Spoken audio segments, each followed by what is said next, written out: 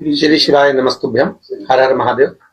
बड़ौदा नगर गुजरात की पवित्र धरा, जहां पर भगवान देवाधिदेव महादेव चहुदिश विराजमान है, ऐसी पवित्र भूमि पर अग्रवाल महासभा द्वारा जो ये शिव महापुराण की कथा का दिव्य और भव्य आयोजन हो रहा है, उसमें गुजरात प्रदेश के एवं बड़ौदा नगर के सभी शिव भक्त कथा में सम्मिलित हैं। ये पवित्र कथा को जो रूप दिया गया है वो ग्रीन शिवरात्रि का दिया गया है।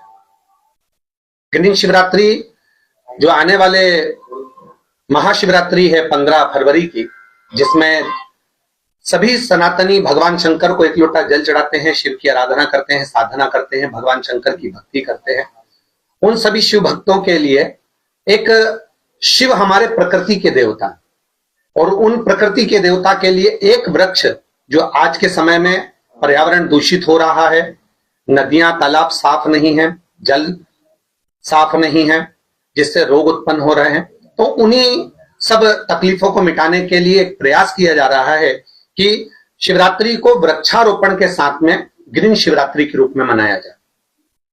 प्रत्येक घर में जितने भी सदस्य वहां घर के अंदर रहते हैं, प्रत्येक व्यक्ति एक पौधा अवश्य लगाए, चाहे वो अपने आसपास के क्षेत्र में लगाए, और केवल पौधा लगाना ही मूल नहीं, उस पौधे की देखरेख भी करे, जाकर उसमें जल देना। जैसे अपन रोज शिव जी के मंदिर जाते हैं, जल चढ़ाते हैं, उसी तरह पौधे के पास में जाकर भी हफ्ते में 2 हफ्ते में जाकर उस पौधे की देखभाल करना, जल देना और उस पौधे को बड़ा करना, जिससे आने वाले समय में जो पर्यावरण दूषित हो रहा है, जो वायुमंडल बेकार हो रहा है, उसको पुनः अच्छा करना।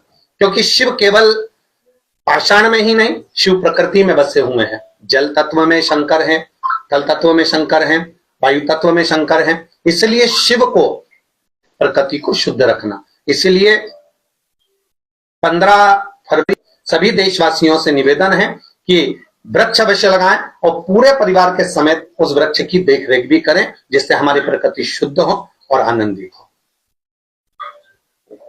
सभी मीडिया बंधुओं से निवेदन है मेरा कि इस उद्देश्य को आगे बढ़ाने में आप मीडिया के माध्यम से प्रयास करें।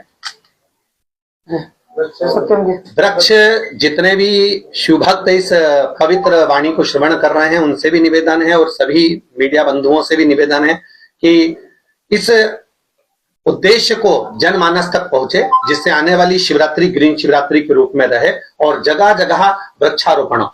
जरूरी नहीं कि आप कहीं दूर जाकर वृक्ष लगाएंगे, आप तो अपने घर के नजदीक में कोई शिवालय हो, कोई अन्य स्थान हो, वहां पर भी वृक्षारोपण कर वृक्ष लगाकर प्रकृति को शुद्ध बनाने का प्रयास करें। ये सामाजिक संदेश तो हम यही देना चाहेंगे, सनातन धर्मियों को, हिंदुत्व को एकजुट होने की जरूरत है। आज जो हो रहा है बांग्लादेश में, कई जगह पर देखने को मिल रहा है, कहीं हिंदू को लटकाकर उसको जिंदा जलाया जा रहा है। तो सभी को एक बात अपने अंदर धारण करना है कि ये सब चीजें हो सकता है कि डराने के लिए, धमकाने के लिए, कि आने वाले समय में जब हमारी मात्रा बढ़ जाएगी तो हम आप लोगों के साथ में अत्याचार करेंगे। इसलिए मेरा निवेदन है सनातनियों को, हिंदुओं को, कि एकजुट होइए। हम जितना जितना समाजों में, जातियों में, बिरादरियों में बटेंगे, उतना जरूर है कि कटना है। इसलिए कटने से अगर बचना है तो एकजुट होना जरूरी है और सभी को एक तत्व में, एक आनंद के साथ में एक जाजम पर बैठना है।